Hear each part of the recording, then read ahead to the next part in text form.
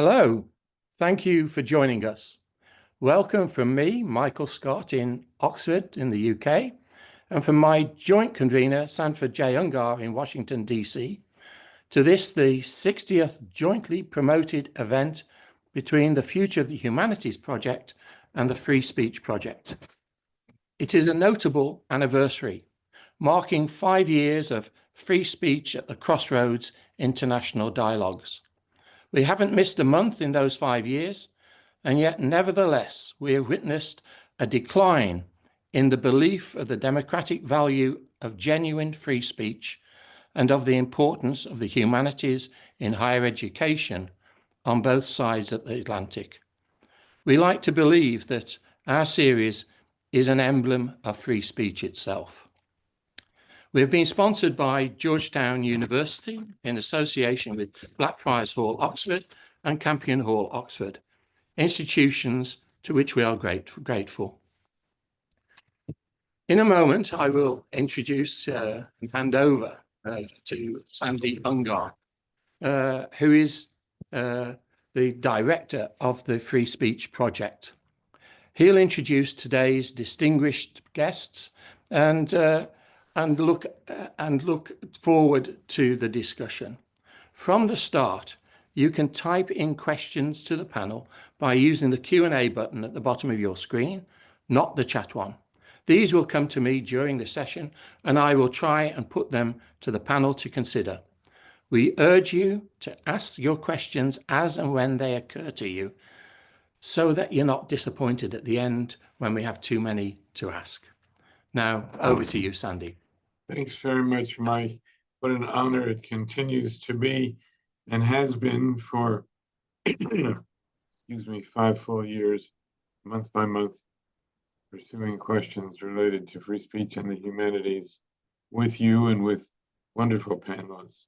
Today is no exception. We have an eminent and very interesting group with us. Jennifer Delton, who is professor of history at Skidmore College in upstate New York. Martin Johns, professor of modern history at Swansea University in Wales. Chandra Manning, director of the Georgetown Institute for Global History at Georgetown University, just down the block from where I am today. So sorry. Jennifer, and for today, Jenny Scott, director of the Dulwich Picture Gallery in South London, one of the most important galleries and museums in the world, and very lucky to have her here today. And I would just note, in the interest of full disclosure, that she is a blood relation to my co-convener, Michael Scott. She is his daughter, and we're very honored to have her with us too. I want to start, we want to be sure we cover a lot of geography as well as political and cultural territory today. But I thought we might start with the question about whether the study of history and whether and how it has changed in recent years. And I'm going to ask Chandra Manning to unmute and address that first, because the Institute for Global History seems to be a place where one would turn with a global overarching question of that sort. Chandra, is history more pursued now for utilitarian reasons and less for intellectual reasons than it used to be, or is there some other change in the way history is approached?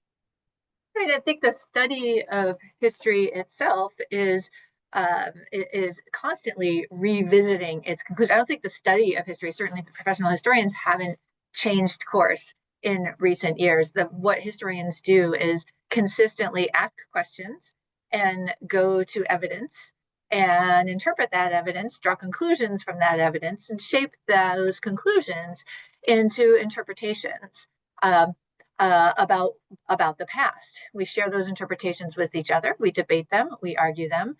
And anytime new evidence comes to light, we revisit our conclusions. That's how the discipline of history works. That's how it works, regardless of whether we are talking about the history of the United States or the history of any other place, or history not of a place at all, but rather of a theme or a concept. Revisiting conclusions in light of new evidence is what we do. Others outside of the profession have all kinds of things they ask history to do for them. Those questions might be changing, those expectations might be changing, but the pursuit of history and what historians do and what the discipline is, that is what it always has been. It is the interpretation of evidence, it is the drawing of conclusions, and it is revisiting conclusions in light of new evidence, not because we want an outcome to come a certain way, not because we start with the story we want to tell and we want it to turn out the way we want it to turn out, but rather we revisit when we learn more, when new evidence comes to light. Thank you. Martin Johns, does the study of history remain as popular as it once was? I remember being advised when I was at university that the best thing you could possibly study is history. It was the way to approach everything was through history. In a UK context, yes and no. If you look at high schools, history is still the 5th most popular subject studied, and pupils here at high school get to choose which subjects they study from age 16 onwards. And history is still the 5th most studied subject, but it is in a slow decline. It's going down by a couple of percentage points each year, the number of students taking history at both the upper level of high school and into university. And that's because there is a pressure within the school system and within universities for students to concentrate on things which have very obvious routes into careers. And both the beauty of history, but also the disadvantage of history for students is it doesn't have a direct kind of occupation to go into beyond history teaching. And that's great in the sense that the skills it equips people with can take them anywhere. But it also means that students, and especially kind of when they're young and maybe a bit anxious and the job market for young people at the moment isn't very strong, that has discouraged some students very clearly from kind of following their passion. But if we look outside education, history in many ways is more popular than it's ever been. Podcasting has been a revolution for history. It's made kind of knowledge far more accessible. It's in new ways, it's made it more entertaining. The internet continues to kind of democratize how people can access historical information. And I think people are coming back to history as a passion and as a hobby later in life. But there is a problem, at least in the UK, that the numbers of students taking it is starting to tail off a little. Jenny Scott, one way of looking at an art gallery is as a temple of history, I suppose. It describes, paintings describe or even help to make history sometimes. And how is that part of art history evolving in a place like the Dulwich Portrait Gallery or other great museums around the world? Yeah, it's a really good point, because we sort of visual cues that we get from paintings can feel quite reassuring sometimes, as if somehow we're getting an immediate sense of what was true. But in fact, as we know, it's every painting on the walls in Dulwich Picture Gallery is there for a particular reason that is often governed by money. And you cannot trust your eyes. The great joy of art history is unpacking why an artwork exists in the first place, who was conditioning how it was made, who it was made for, what truth it tells or untruth it tells. And then in the museum context, why it's in that museum. At Dulwich Picture Gallery, we have a collection of paintings that was brought together for the King of Poland. He wanted to augment the Polish royal collection and commissioned 2 art dealers to buy the best of the best on the art market in the late 18th century. And so you've got old paintings being bought because of their perceived value at a particular time in order to make a king look more powerful. And yet those paintings in and of themselves come from, say, Renaissance Italy or from the Dutch Golden Age, and themselves feel as if they are revealing of their time. But each of them, you have to take each single painting and pick apart what we can really glean from them. And how this has changed in recent times is all to do with audience development. Museums and galleries want to be as inclusive as possible. And so to draw in audiences who might typically not have come to museums and galleries. And the big thing to change in order to do that is to say, well, where is the relevance? Where is the relevance, for instance, for the Nigerian population who live close to Dulwich Picture Gallery within a collection predominantly of white men, by white men, for white men? And so that breaking down of those points, those ways in, without alienating existing audiences, is a huge topic of debate and improvement within museums and galleries at the moment. And there's a lot of very sophisticated work going on, and there's a lot of quite siloed work going on, and it's sort of breaking that down in a way that that makes sense. So it's a really interesting time to be asking that question. Right, well, thank you. Jennifer Sanford, Dalton, I'm just going to turn to you right now. I know, I wanted to jump in because I Please. wanted to respond to both Chandra and Martin. And I wanted to say, you know, Chandra, you're absolutely right. The kind of history you're talking about, professional historians, academic historians, still very much focused on evidence-based history, and that's what we teach, of course. But, you know, the context around us in, I think, both Europe and the United States is that we are living in a post-liberal world. So that type of history was very acceptable in a liberal world. And by liberal, I mean kind of the old rule of law, free markets, free exchange of goods and ideas, individual rights, freedom of speech.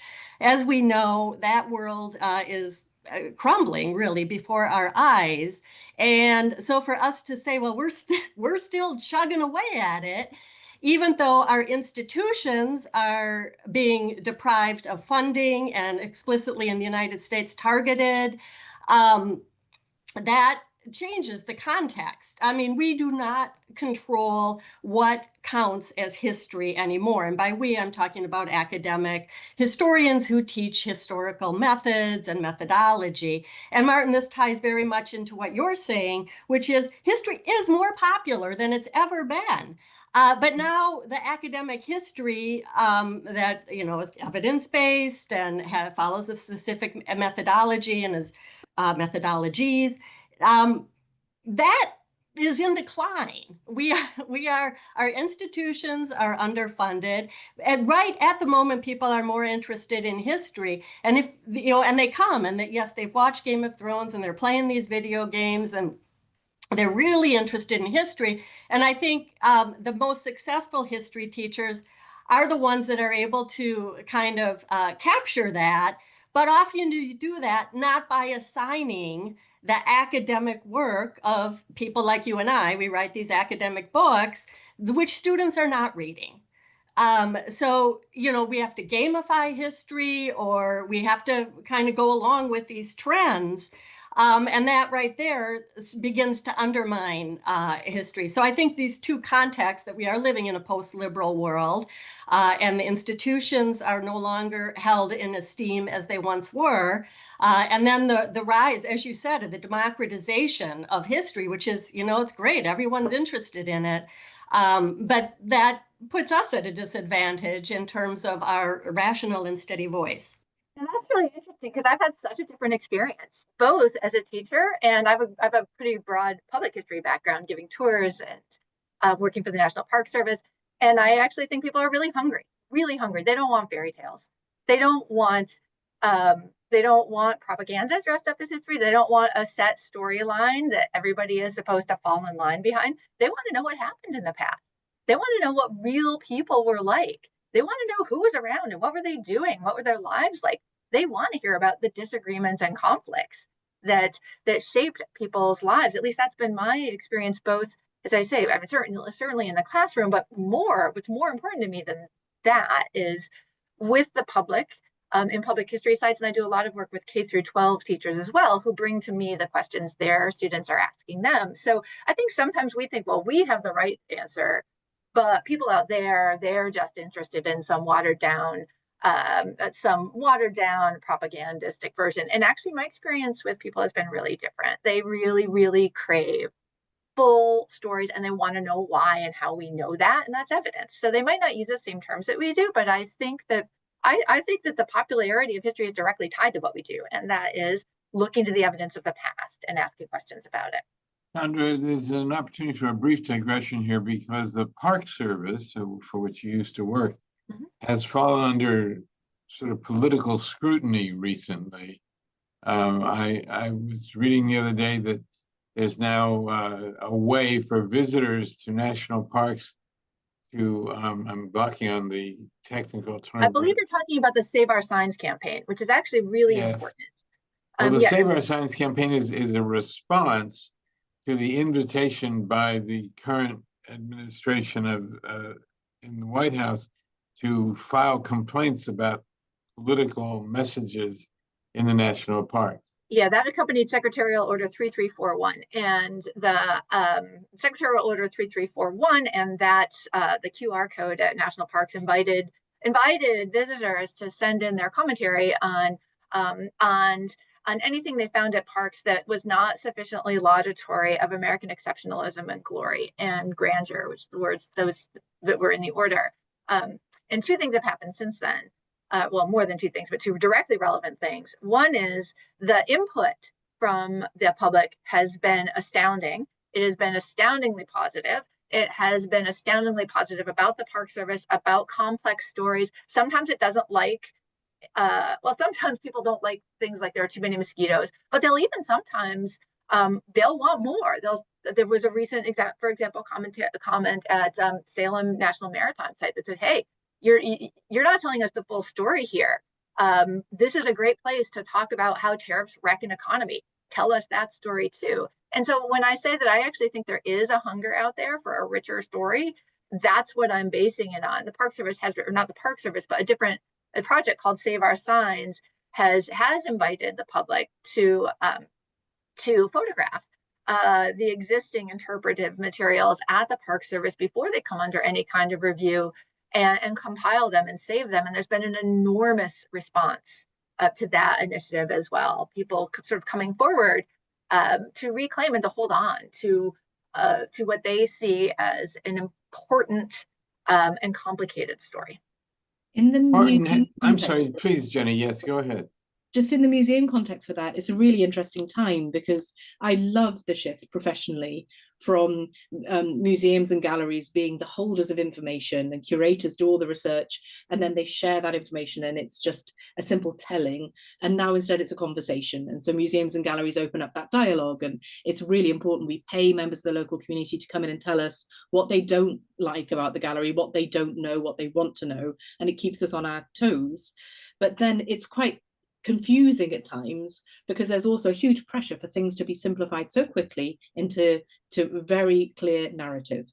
And so that the fear around open debate and actually testing ideas out in a public forum is really quite strong at the moment. That sense of being so careful, because if you get a step wrong by trying out a new idea, like saying, where did these materials come in? This 17th century Spanish painting, how is this linked to the slave trade? What does this mean? Where exactly did this painter get trapped? Blah, blah, blah. If you're doing that live in response to debate and question, then suddenly there's a sort of blame culture, and it's got to be, you've got to have the answers now, and you've got to say exactly how many people were implicated. And it's just a swift sort of move to judgment that we feel from the public. And then you try and go back to, hang on a minute, let's have a conversation. Let's slow this down. The personal response is so valid, and let's break it down. So I'm finding it really at one time very complex and wonderful because you're listening as well as telling. But at the same time, that speed towards making decisions and judgments, and then it's very hard to go backwards. And by that point, it becomes public, and then you're being judged. And then there's a new element of fear that comes in that means that people stop showing vulnerability. The holders of the knowledge stop sharing the vulnerability around it, because then it just becomes this cascade. So we're living in such strange times. Right. I might mention that I studied history at the London School of Economics in the UK many years ago, and it was a great shock for me at the time to discover people re-examining the period leading up to World War II, and historians re-examining on the basis of new information, and saying some things that were quite different from what I had learned in this country just before decamping for the UK and the further study of history. Martin, do these things ring true to you? Is this happening with your students these days? Yeah, I mean, there is a real hunger, I think, to kind of know more. And I think there's a pressure on those of us who are professional historians, for want of a better term, to kind of think about how we respond to that. And there's pressure on us in universities to not just publish traditional academic books, there's still a place for those, but also to kind of think, how can we translate those? Because no one's going to go, most people are not going to go and read a 400-page, heavily footnoted, theoretical kind of account of something. So how can we translate our academic research into things that are more consumable, essentially? And that means kind of, appearing on podcasts, writing short articles. My latest book has just been turned into a cartoon at the moment to be used in primary schools. But putting yourself out there, especially when you're dealing with any kind of controversial element of history, there's an element of vulnerability to that I think as kind of academics, we're not necessarily used to, because if you're in the classroom, you're sort of the king or the queen of the classroom. You're sort of in charge of the conversation. Once you put yourself out there, you're open to criticism. And I think part of the problem is that the hunger to know the subtle nuance that counts that Chandra was talking about, that's definitely there, but people don't tend to celebrate that. People don't tend to tell you that. If they've enjoyed your book, they just tend to kind of enjoy your book. If they've hated it, they'll go on social media and they'll complain about it. And I think we kind of notice the complaints, and maybe that discourages us sometimes. But the other problem is, I'm sorry, go ahead, and then I'll go to Jennifer next. Yes. The other problem is that people hear what they want to hear. So, I write histories of Wales and its relationship with Britain and England. And I say it's complicated. Sometimes Wales was very badly treated. Sometimes it benefited from being part of the United Kingdom. Welsh nationalists listen to me and they miss all the bits where I say Wales was badly treated because they already think they know that. And they just zoom in on the bits where I've said, actually, sometimes the relationship was okay. And then I get called a British nationalist. British nationalists miss out all the bits where I say, Wales did well out of being part of the United Kingdom because they feel they already know that, and call me a Welsh nationalist because they disagree with parts of it. But I think, history should be about helping us deal with complexity. And that's what we should be trying to do in the classrooms, helping people understand it's not simple. There's no simple answers. And if we can do that, we're making a real contribution to public culture. Jennifer Delton, how did history become so vulnerable recently in American politics? Some of what Jenny Scott was saying, quite interesting about the people who live around the Dulles Picture Gallery and being concerned about their reaction to a traditional museum. I'm sorry, traditional museum is probably not right. very... We're 214 years old. We're traditional, yeah. Right. That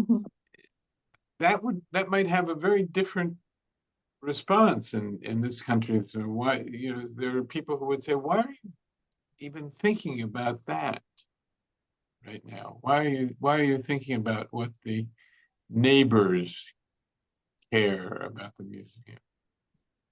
Well, I think that one of the reasons history, as all historians know, history is contested because history offers meaning. It's the basis of a national identity, national unity. And so if you asked me when, it's it's a complicated set of historical reasons about, what has happened. But, some of the usual suspects that are factors that are pointed to is the politicization of history after the 1960s, and the introduction of identity into history and making that a basis and a focus. That those postmodernism and its questioning of whether we can actually ever know the truth, and that our evidence is always spin, and you historians might think that you are being unbiased and just looking at the evidence. But of course, there's always a story. You're looking at some evidence, not other evidence. It's always in the spin and the interpretation. And I went to graduate school in the 1990s, and that was what I was taught, is like ridiculous. There's no way you can be objective. There's no way that there's one, a methodology that can make this correct. It's always going to be interpretive, and that questioning of truth. And that became so much a part of what we were actually also teaching to our students and what we were trying to do, Martin, was get them to see, like this is really complicated, to get them to see these competing interpretations. But there were many historians that, just said, no, but, there is actually a correct one. And if we can just get by all of these myths and these narratives that people in power have set up to for nationalistic reasons or for political reasons, then we can get to something real. And that was very much part of my history education. That's what I see in academia. And that, has been a real turnoff to people. And I'll just give you one example. I was at a panel trying to explain why Joe Biden wasn't elected in 2024. And it was a student. There was student run. And the older folks, the boomers, were all saying, why weren't the students out there voting for Biden? He's the only thing that can protect us from this, obviously, from Trump. And the students just kind of, they didn't like Biden. And what they said was, we have been taught all of our career that the United States is anti-democratic, that it was founded in slavery and genocide, and that it has, every time, it's still dealing with all of that, and it refuses to recognize it. And they got this very negative image of the United States. And why would they support it? Because their professors have already told them that the United States is basically evil and anti-democratic. So that is what, I am exaggerating what the students said. And just let me remind you, these students are at a pretty expensive liberal arts college. So they're all pretty liberal. But I think my point is that kind of way that we teach history as, trying to move away from a nationalistic perspective has actually had some real consequences. I think what I'd like to think we all do is work away from oversimplification. I'm very curious about the narrow swath of professors that those students seem to have had. There is certainly a caricature that's what all historians and professors teach. I actually haven't met people who teach that way, and I haven't met students in my class who have learned that way. Certainly, students between 18 and 22 are in a developmental state where they want clarity and certainty, and history doesn't provide that because it's about people, and people are never clear and certain.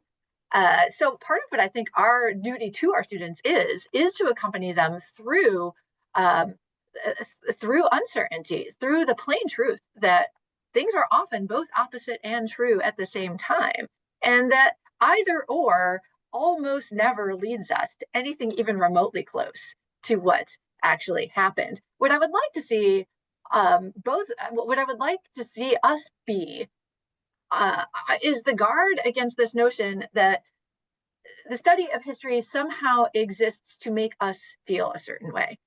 History has zero obligation to us. It doesn't. The people in the past don't owe us anything, but we do owe them a duty, and that duty is to try to understand their world. And to respect it as a complicated place where a whole bunch of people lived, not just one group and not just one set, and a place that in fact was always full of conflict and disagreement, and attention to conflict and disagreement, I think, is absolutely vital, because no wonder students think we can't disagree now. They don't understand that people have always disagreed. And so I worked for the National Park Service. I clearly think it matters to understand the history of the United States. I clearly think that a place that doesn't have the same sort of religious and linguistic ingredients of nationalism as some other places do. I do think our history does do extra duty where national identity is concerned. But that is an argument for a deeper commitment to understanding it as full and complicated and always full of people who disagreed, and even among their disagreements found a way to move forward anyway. So yeah, students do want it to be simple, either one direction or the other, but I really do think part of our duty to them is to accompany them through that need for things to be simple, be with them when it's uncomfortable, be with them when their certainties fall apart, and help them through to the other side where they can live with ambiguity and uncertainty. And they don't all get there, but I still think it's our duty to be with them while they're making that passage. Absolutely, Chandra. I couldn't agree with you more. And that is certainly what me and my colleagues teach. But if you look at the types of academic history that are written and that are on our syllabi, there's a certain perspective there that always comes through. All of my colleagues who I respect tremendously are doing exactly what you're saying. We question, we raise questions, we talk about different interpretations, we help them understand how complicated it is. And our students are not the ones that necessarily want a simple story. They actually, certainly my students are as smart as can be and very, are able to see the complexity. But on some issues, they're not. I mean, they're at the same time, intellectually capable of seeing all of the complexities, but then also want to hold true to some form of principles. They want to stand for something. They want to believe in something. They want to fight for something.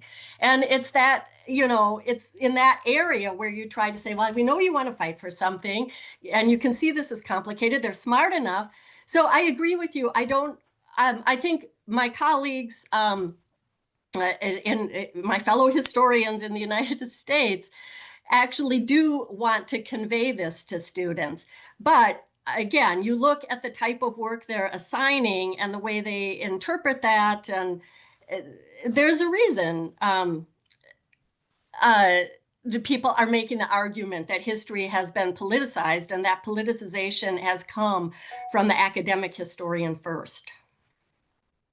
I find Martin's comments super, super helpful here. I think so often the parts that people hone in on are the parts, are not the whole, they're the part. Martin, you were talking about how, well, the Welsh nationalists think they already know the ways in which Wales suffered, so they discount those parts, they only see the others.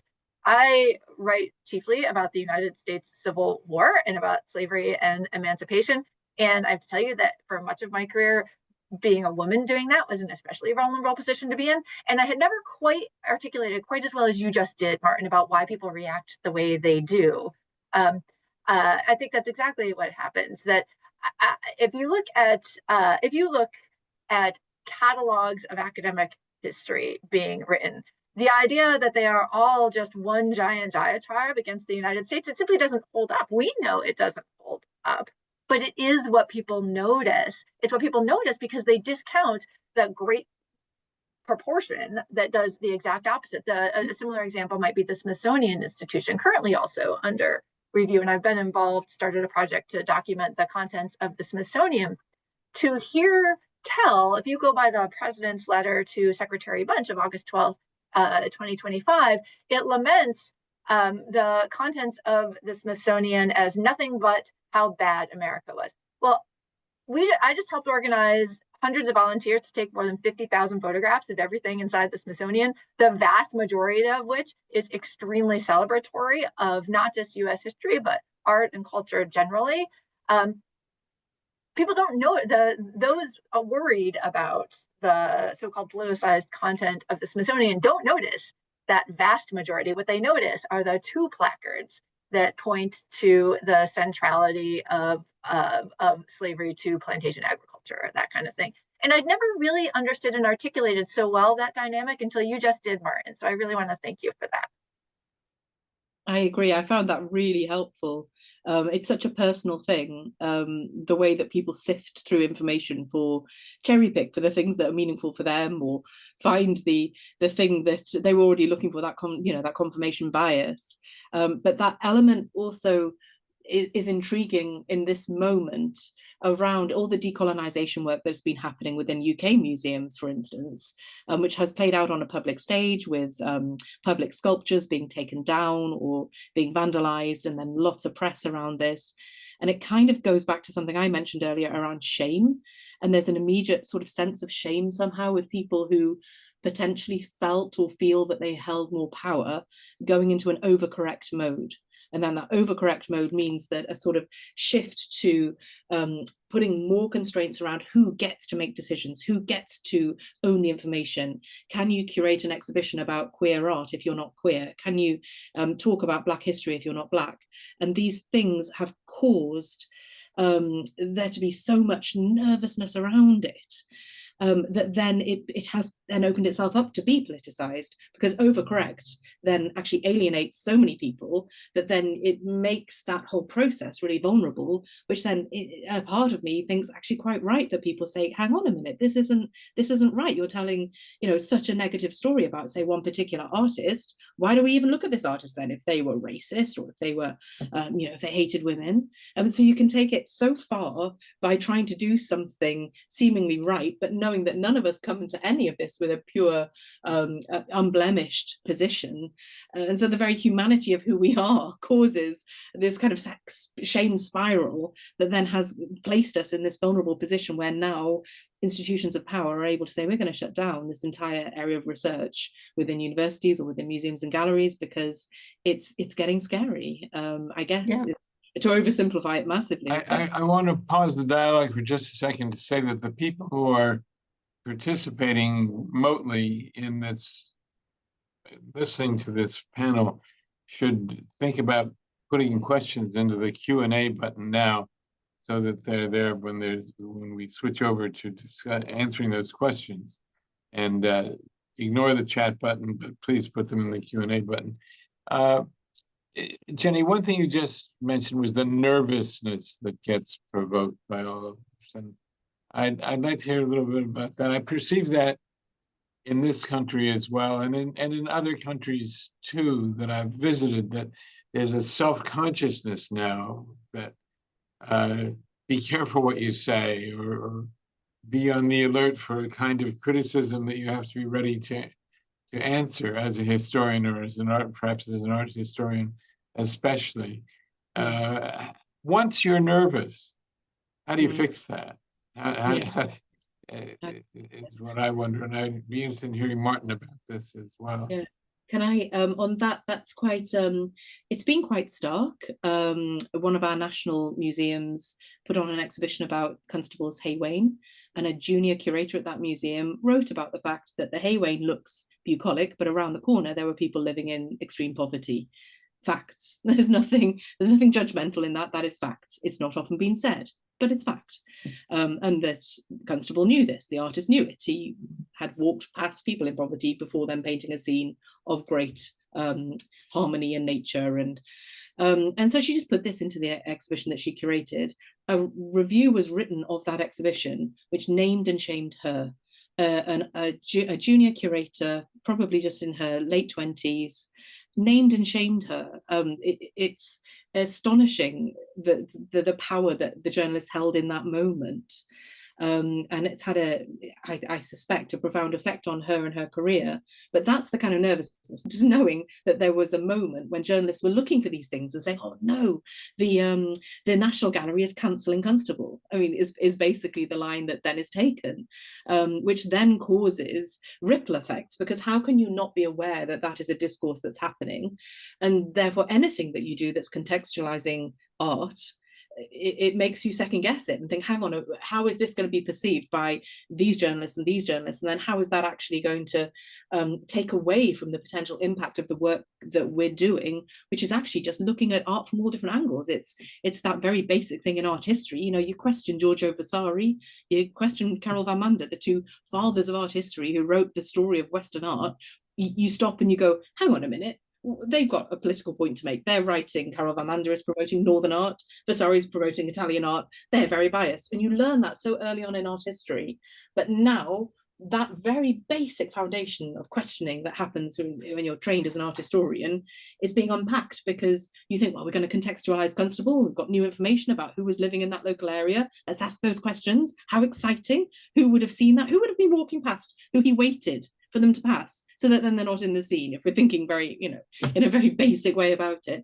And then that fear comes in, because you think, no, that work is going to be is going to be criticized too much, and then that's going to stop people wanting to come to the show, and then that damages the gallery, that damages Constable, that damages art history, but it also just damages the basic starting point of that work, which was inclusion, which was about saying, let's talk about this in a way that's human. Martin, what is your perspective on this issue? I mean, I think dealing with the nervousness, a part of this is, it's just how we talk to other people. And, when we're talking about something controversial in a classroom, we always start with a conversation, right? We've got to listen to each other and we've got to treat each other with respect, but listening is important as speaking. But also not feeling that when someone disagrees with your views or disagrees with something that you relate to, that it's a personal attack on you. We can talk about things that our country did or people who looked like us did 200 years ago without us feeling that we're personally being attacked or indeed celebrated. The history and the past are separate to who we are. I mean, obviously they influence who we are, but we do need to kind of be able to discuss these things without feeling that somehow it's a personal attack on us. And I think that is at the root of the problem when people criticize, American history, that somehow they feel it's a personal attack on them. And it's perfectly possible to be proud of your country and your community today, but still admit to that country having done things in the past that you're deeply uncomfortable with. History is all about kind of accepting ambiguity. So I think we just need to talk to people with respect. We need to listen above all, but we mustn't feel that when we're criticizing things in the past, that somehow it's a criticism of us as individuals today. Chandra, are there places that you come to mind where this is being handled especially well? Somebody earlier mentioned Poland, and it reminded me about the controversy in recent years over what Poland did in certain respects during World War II. The Polish government wanted the world to understand Poland in a particular way and was not welcoming of dialogue on this issue. Are there other places that have done a better job of that, or is that beyond your? I think most places have examples of where it's done well, and also places where it's done less well. I'm thinking right now, I'm just really struck by what's arising from Jennifer, Jenny, and Martin for me is, where did this sense of brittleness come from? Where did this sense that having an honest conversation about people in the past as if they're humans and not perfect became threatening? When and where did that come from? That's what I'm actually sitting here with right now, because there does seem to be a fragility or a brittleness, a fear that we might all break and crack if suddenly we talk about the past as if it was something less than perfect. And I guess that's what this conversation has really made me, that's where my head is right now as a result of the really interesting things all of you have said. So I'm trying to switch gears and actually address your question, Sandy, but my head is sort of stuck there. If I could jump in right there on that, I think, I have the luxury of teaching at a very liberal college with very liberal students, and they are very comfortable with talking just the way Martin and Chandra, the way you've talked about it. So it's been very easy for me to teach history because no one's taking it personally. These are things people did, hundreds of years ago. What does it have to do with me? And you're right to point it out. So I have gotten from students and really my whole community, they're perfectly comfortable with being told that, and they want to know more. They absolutely do. Like, how did slavery exist? What effect did it have on capitalism?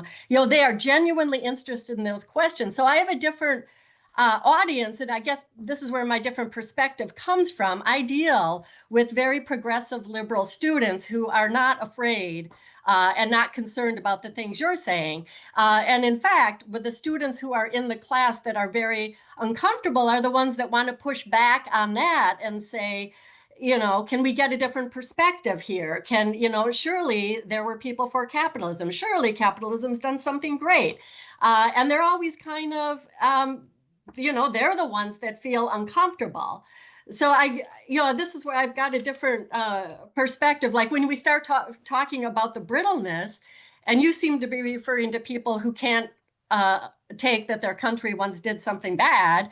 I'm talking about a brittleness where there are students who can't, like if you start saying, well, the United States has done some incredible things in the world in the 20th century.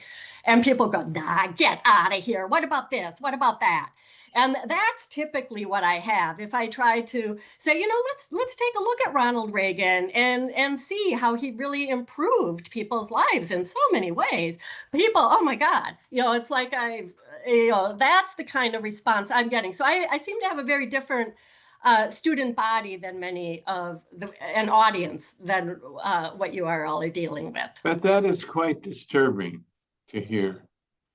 That's a brittleness too, though. That is. Yeah. I agree. agree. I totally agree. It's just the brittleness that can't read Huckleberry Finn, for example, or can't yes. talk about Thomas Jefferson as a flawed human who still wrote the Declaration of Independence, which actually leads me around to your initial question or your question a moment ago, Sanford. Where does it well? Actually, do you know where does it quite well right now? I think is Monticello.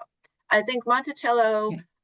In Charlottesville, Virginia, the home of Thomas Jefferson, there's a place that I think is wrestling, not perfectly because we're humans and humans just don't do perfect, but that I think is wrestling quite honestly and quite effectively with how to tell this many-faceted story of Thomas Jefferson, who is clearly an influential and also clearly flawed and also clearly human being who wrote transcendent words and depended on enslaved labor and sold his own children. Monticello does all of those things, not perfectly, not always in the right balance. It's possible to go and see one side and not the other, but you have to work at it. And Monticello has done so by looking really closely and honestly at who all lived here. Jefferson for sure, and they tell the story of Jefferson, but so did hundreds of other people. And how much can we learn about their stories too? And so the Getting Word project at Monticello collects oral histories of descendants of people who were enslaved at Monticello, for example, many of whom are extraordinarily proud of the connection to Jefferson and seem to do a better job of being able to handle the complexities of Jefferson than the rest of us sometimes. Let's. So that's where I would say Charlottesville or Monticello is a place. Well, thank you for that. Let's go back to Mike Scott, and see what questions have come in, and proceed to that part of the conversation now. Mike, are you with us? Yes, I'm here. Thank you, all of you. What a kind of exciting debate you've been having. I've really enjoyed what's been going on. Let's. Oh, am I not on video? I'm missing your photograph. Yes. There you go. Okay, No, but you can hear you're on me again. It's off again.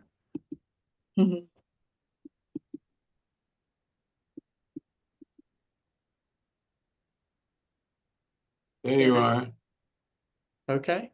Tell me if I disappear again. There's some historical gremlin in the machine, presumably.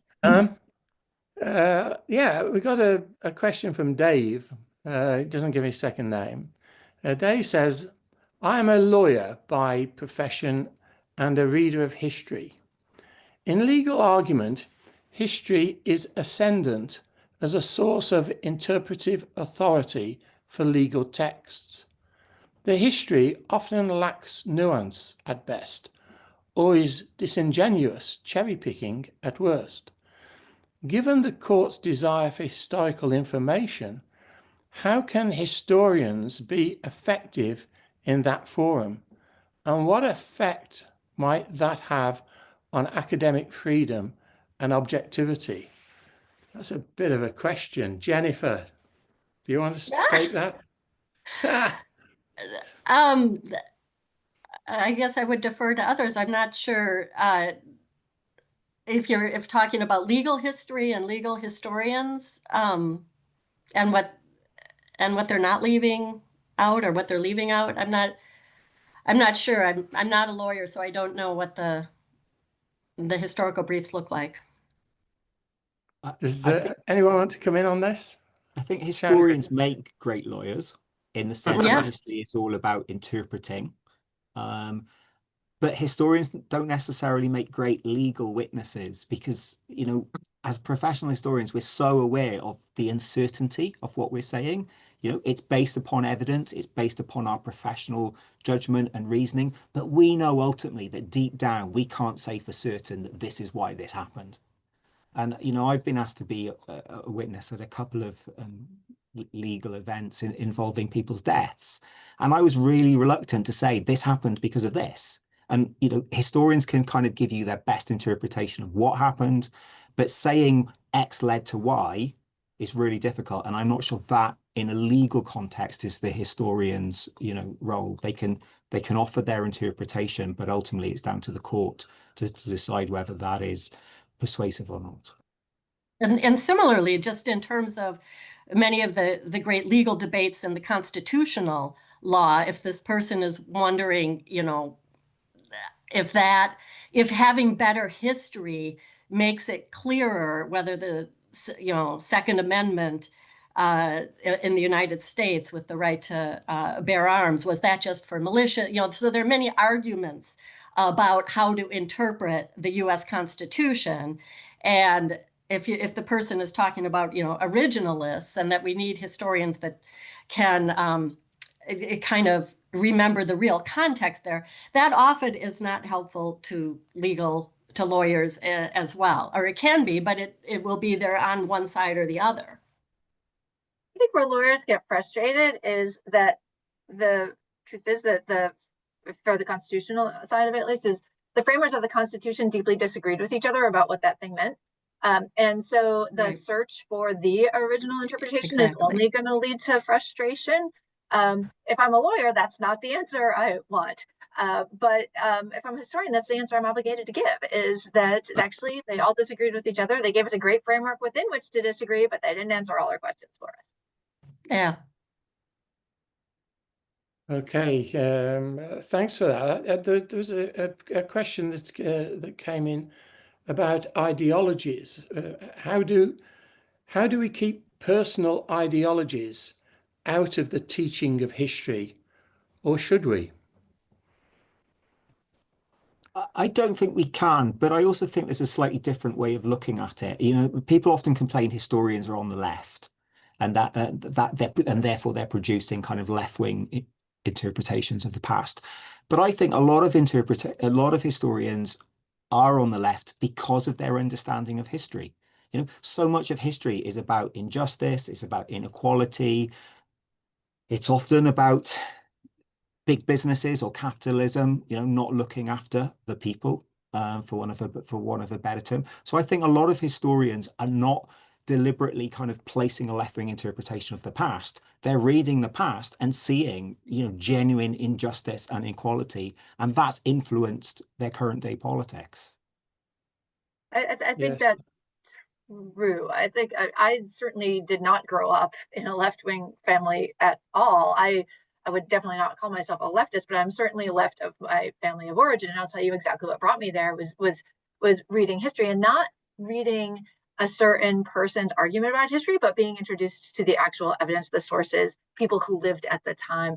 That's what has made me see things differently than I did growing up. And I try to remember that. I try to make my approach to students always be, my job isn't to tell you how to think. I don't want you to think like me. I don't want you to think like anyone. I want you to think. And part of you thinking is putting yourself in the shoes of someone who's not you, putting yourself in the shoes of somebody who lived in the past in a different world. That is what good teaching of history, I think, can do is really emphasize the importance of seeing the world through eyes of somebody who's not you. And then the last thing I'll say on ideology is I always get a little bit amused with this notion that we all have some driving ideology and we're implanting it in students. And if I could get students to actually do or say anything, I would get them to do the reading and do their homework on time. I do not have that kind of influence. I can't even get them to do stuff on time. I definitely can't change their life ideology. So Chandra, you're saying it's not black and white for us too, in the way that we're going into this. And say something that strikes me about the ideology is also just moving away from a kind of worthiness or the savior position. And so a thing that got a lot of coverage here in the UK was when the National Trust announced with great excitement that they were going to do some really in-depth unpacking of perceived truths around some of their key locations, including Chartwell, Winston Churchill's home. And for many people in the UK, that is a safe space. That is somewhere they love to go. And so there was a great unsettling feeling, whereas in fact, the National Trust went quite fast to say publicly, we're going to do this work and it's going to be great before they'd done the work. And so they kind of showed their hand before they'd done the research. And so then a whole group was set up to stop the and it's a sort of revolution against this wokeness, perceived wokeness in the National Trust, and it comes perhaps from an over enthusiasm and going too soon, but also from a perception of being right versus wrong or saving, and that I think can be summed up in that word worthiness, an idea sometimes a perception which perhaps then is perceived as being left-wing as well, of saying, oh, now we're going to find the truth, now we're going to make this a democratized space and people will be able to relate to it better. And then there's a whole swathe of people saying, that's somewhere that means so much to me, please don't ruin it. And that's a complexity in ideology. Yeah, if I could, this is such a great question. You know, my professors who taught me and brought me into academia, you know, I didn't have any thoughts of my own, a young person. And my professors were fantastic. They were really left-wing. They were came out of the New Left generation, had opposed the Vietnam War. And they were amazing people. But they definitely taught me from a specific perspective, and they were quite frank about it. They were Marxists. But what they also taught me was how to recognize those different interpretations, so that as I got older and saw and read a little bit more, I could see more clearly the ways in which they were ideological, and that I didn't have to be that way, but I could recognize them. And what I'm saying is that they were, even though they were ideological, they gave me the skills and the background and the arguments that I needed to understand the different ideologies that are at play at any given historical text. And so as I got older, I said, well, you know, they were a little too hard on Richard Hofstadter, and, you know, he had some good things to say here. And I was able to go back and really flesh out that education. If one thing, though, they taught me so well to understand other ideologies and how they argue against each other, that I wish I had a real ideology of my own, which some people might think I do, but really it's very hard when you've been trained as an academic to have any one ideology. If you've been trained well, you know that, you know, you could be anything, you know, at any given moment, depending on what the context or the argument is. So, but I've always been thankful for my very left-wing professors, because they did an absolutely fantastic job of showing me how ideology and interpretation work. Thank you for that. That was very, very interesting. Earlier on, you talked about the Smithsonian being under review. Why is it under review is a question. And is it under review because it doesn't celebrate the present administration's concepts and ideas? And is that a just reason to have it under review? Who wants to take that? Andrea? I can take this, having being one of 2 people that began the citizen historians for the Smithsonian movement. Why is it under review? I don't pretend to get into the head of anybody else and explain why they do things, so I'll just share with you the texts of the letters and orders. the letters and orders from the president to the Secretary of the Smithsonian, which are unprecedented in the history of the Smithsonian, which has existed since 1846, not as a branch of the executive government, but as an independent semi-instrumentality. In other words, it has its own governing structure, and it, so far as it answers to the United States government, answers to Congress and not to the president or the executive. Yet on August 12th of this year, the president wrote to the Secretary of the Smithsonian, Lonnie Bunch, the first African-American Secretary of the Smithsonian, a quite extraordinary letter in which the administration promised to be reviewing all the contents of at first 8 named Smithsonian museums to ensure that the content is satisfactorily celebratory of the United States. And the president then on social media further explained that if you go to the Smithsonian, everything is about how bad slavery was. If you go to the Museum of American History, there's nothing bright and nothing about the future. Which is a little puzzling about a history museum, since history is about the past. But it does seem to suggest a desire for the Smithsonian to tell a particular celebratory story. Elsewhere, the administration has emphasized they think that this is important for national unity. The trouble is that I believe there's a conflation being made between unity and uniformity. Uniformity gets in the way of unity. Uniformity, a demand that there is only one story and everybody thinks exactly the same, is so patently false to people's actual experience in the present or the past that there's no way to unify people around this false notion of uniformity. The way for people to feel unified about the history of the United States is to tell the whole thing. And the Smithsonian has in fact tried to do that.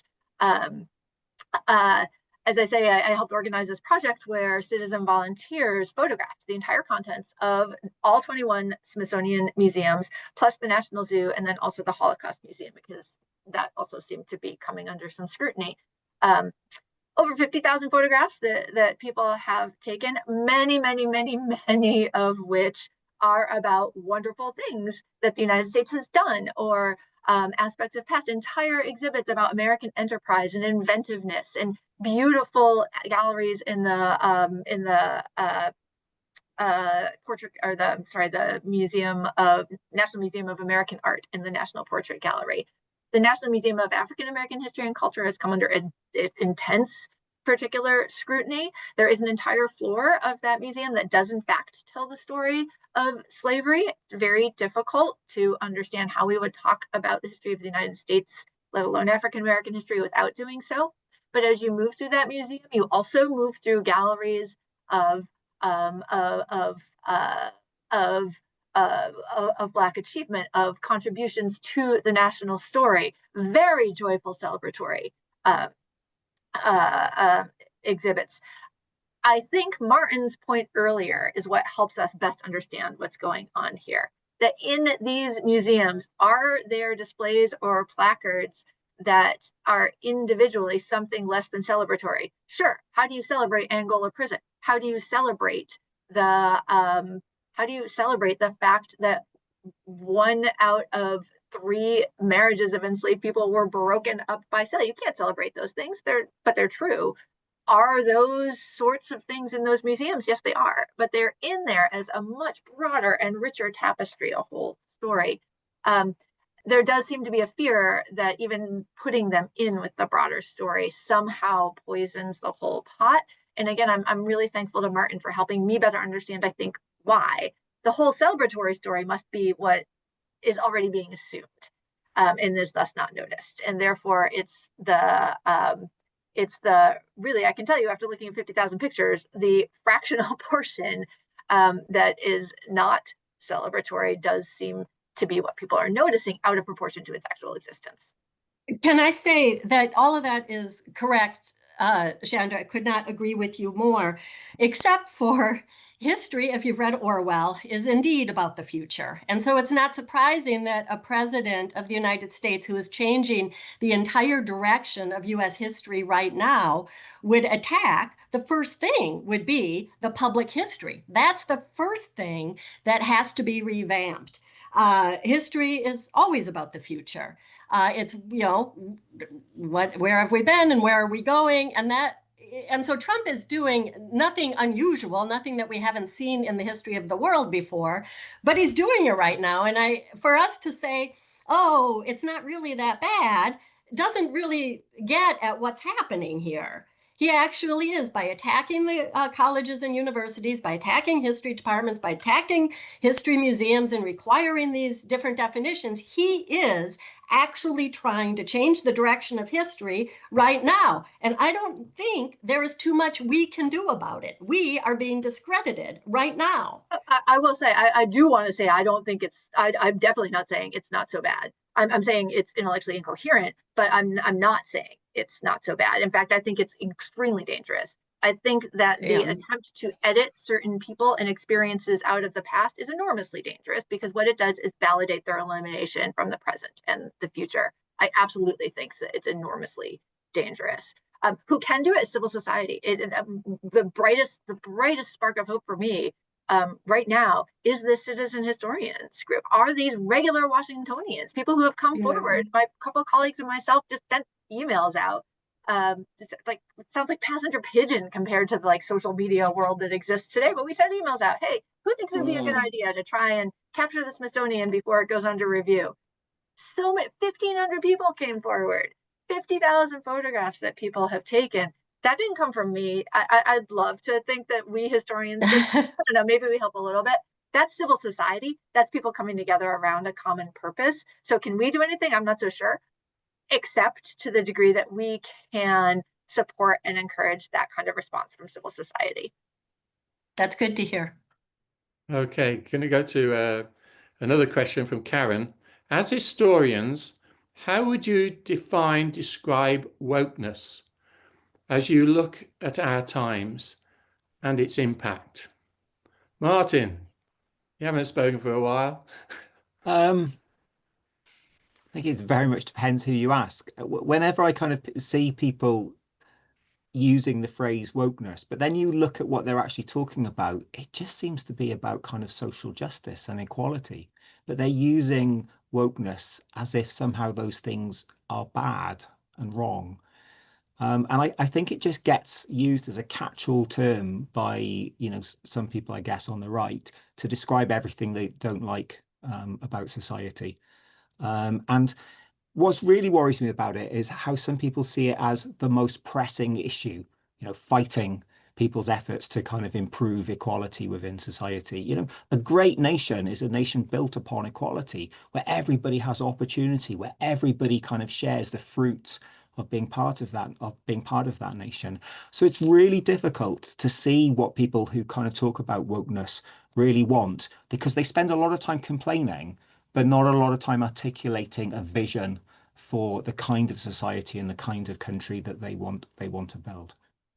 And if I may say Thanks, so, they're ignoring the history of the term wokeness, which was used as a rallying cry to be alert, to pay attention to what was happening of a dangerous nature in the United States.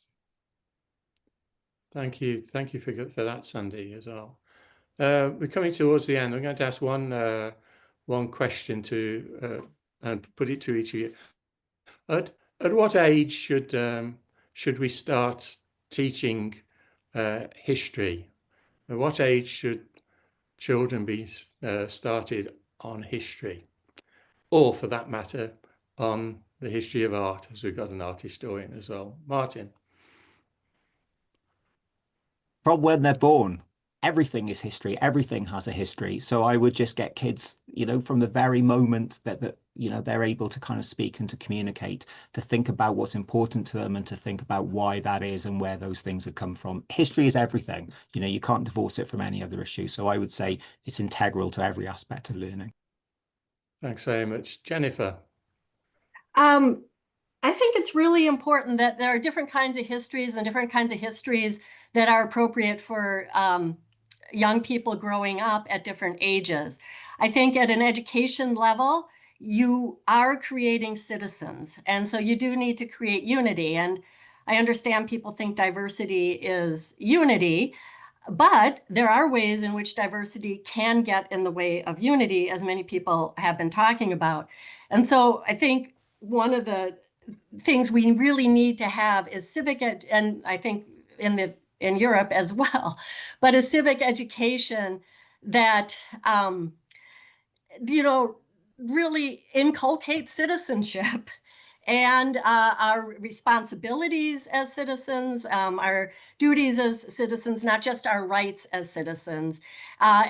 So there has to be a kind of a nationalism. There has to be, we're Americans and we do this thing called democracy. And, it means you go to the ballot box and you do this. And to teach people about that when they're very young, and that as you get older into junior high and high school, then you can teach some of the things we've talked about that people find more divisive or that people find more politicized, that then can come in as children get older. But part of education has always been to inculcate a sense of citizenship and national identity.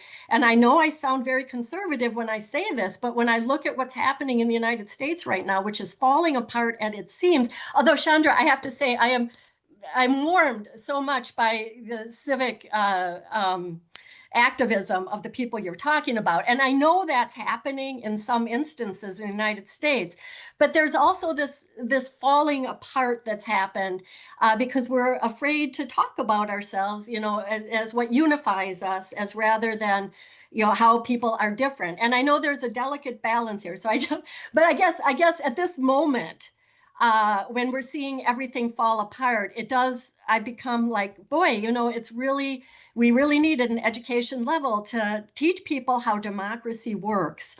And that, I'm not sure when I look at some of the texts coming out from, elementary schools, that's the first thing that's happening, although it may be, because, I don't know. So. Okay, thank you. We're running out of time.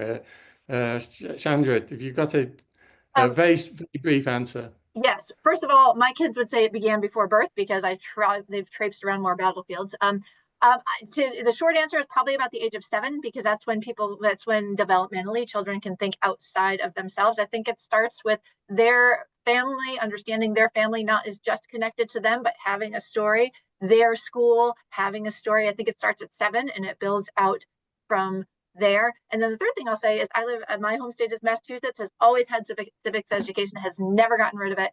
And I think it works. Not perfectly, thank you. but it works. Jenny. From birth, art history is all about unpacking and unpicking, learning the clues. So it's actually from birth. But one of my favorite things I reminded myself of recently was how Picasso, who you'd think in art history invented abstract painting through cubism, was one of those ways in towards abstraction. And he said, there is no abstract art. Everything has meaning, whether it's your own or the meaning of the interpreters around you. So there is no abstract art. So start from birth, art history and expression and creativity. Thank you very much. Thank you all very much. I don't know if Sandy wants to say a few words before I close it all up. Oh, sure. Just quickly, thank you all. This is the essence of what Mike and I have been trying to, kind of discussion and dialogue that Mike and I have been trying to sponsor and encourage over the last 5 years, over 60 months. And I took some notes myself, some perspectives that I had either forgotten or neglected. So that's always very helpful to realize what things that one didn't know. So thanks to everyone. Thanks, of course, to Georgetown University and its leadership and bureaucracy for the support they give us for these programs. John McCabe is essential to what we do. And thanks to the people at Oxford as well. And thank you, Sandy. The next free speech project at the Crossroads International Dialogues event in association with the Future of Humanities project will be on Wednesday, November the 12th. and we'll again be addressing issues related to democracy at the present time. The next Cultural Encounters, Books That Have Made a Difference, will be on October the 27th, when we're privileged to have Professor Kate Crosby talking to us. She's from Oxford University, and she'll be discussing a very interesting book about an Irish Buddhist monk who took down the British Empire. So looking forward to listening to Kate Crosby. That's on October the 27th. And that, I should point out, is in the UK, starts at 3 p.m. Rather than 4 p.m. because our clocks will have gone back, but the clocks in America won't have gone back. So that's October the 27th. Thanks to Tom Banshoff, the Vice President of Global Affairs at Georgetown. At Blackfriars, thanks to John O'Connor, the Regent, and Hugo Slim, the Director of Las Casas. And thanks to Nick Austin at Campion Hall. Special thanks to John McCabe and colleagues at Georgetown who have made this Zoom happen. I'd like to thank those who have asked questions. Sorry, I didn't go through all of them, but we had plenty of questions come in at the end. Thank you to our panelists for a wonderful discussion. And thank you all for attending today and for your support of our various series. And a special thanks to Sandy as the Director of the Free Speech Project at Georgetown. I'm Professor Michael Scott. I'm Fellow and Senior Dean at Blackfriars Hall, Oxford. And you can follow me on Facebook as Michael Kerr Scott or LinkedIn as Professor Michael Scott. Until next time, take care, keep safe, goodbye. Thanks to you all. Bye-bye.